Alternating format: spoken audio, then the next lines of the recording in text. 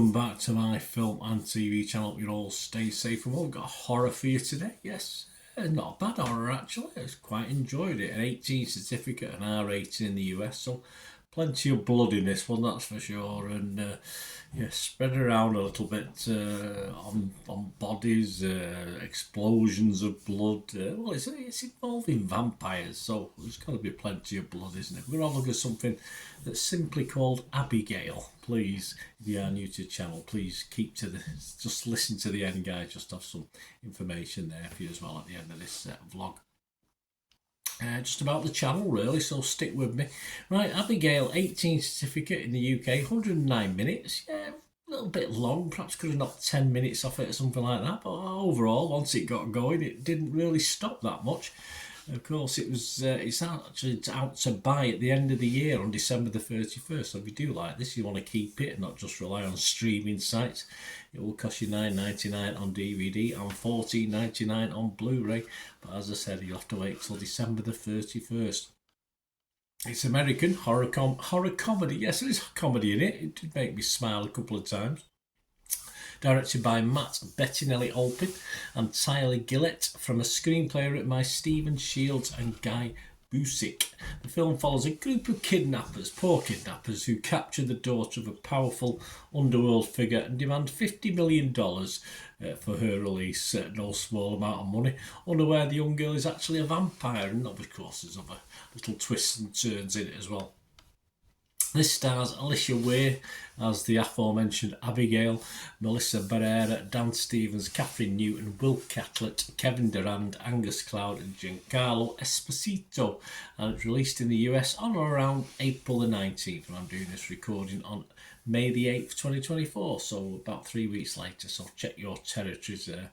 It's had a sort of limited theatre release, probably 3 or 4 weeks these days, don't they, before they sort of disappear from the cinema. Yeah, my thoughts. Alicia Weir may have a big future. I think she was one of the highlights, definitely one of the highlights of this, and certainly a big star in the making. Young Alicia Weir in this modern vampire film.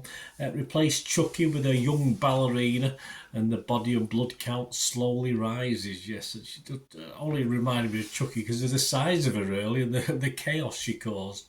As modern day vampire stories go, this is pretty good. Yeah, no fancy stuff, just people locked in a house with a vampires on the loose as obviously time passes. I like the various characters, the original characters. They all had reasonable personalities. I'm not normally that bothered with these bloodfest films of the characters, but I quite like. They all have little bits about them that I quite liked, and they had a certain appeal. So certainly while they were living anyway, but that appeal declined a little bit when they weren't. But there you go. Yeah, very enjoyable. Yes, good entertainment, that's for sure. What would I give this? Well, I'd give it fresh. If it was Rotten Tomatoes, I'd give it positive if it was Metacritic, and I'm going to give this a healthy score of 7 out of 10. Yes, I thought it was very, very good. Other scores, let me know what other people are thinking. Are they on my wavelength? Well, generally, yeah. Rotten Tomatoes, 84% positivity. Average rating of 6.8 out of 10. That's 189 critics.